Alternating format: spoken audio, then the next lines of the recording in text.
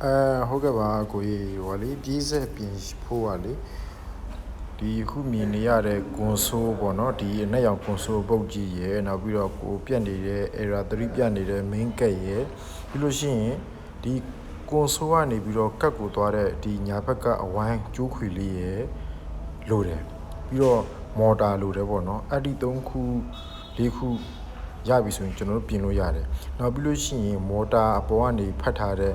ဆန်ဆာကျိုးလေးတစ်ခုပါတယ်အဲ့ဒီဆန်ဆာကျိုးလေးနဲ့ဆိုလို့ရှိရင်ရပြီဒီစက်ခုဘူးလေးကတော့ထားလိုက်တော့ဒါကတော့ power AC ကျိုးပေါ့နော်ကျွန်တော်စီမှာရှိတယ်ကိုစီကလိုမှာအဲ့ဒီ၄မျိုးလိုမယ်ကွန်ဆိုးလိုမယ်ကတ်လိုမယ်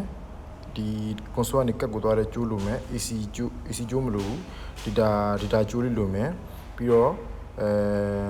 မော်တာလိုမယ်အဲ့ဒါဆိုရင်ရပါပြီเนาะပို့လိုက်ပါအဲ့လိုမျိုးဆိုရင်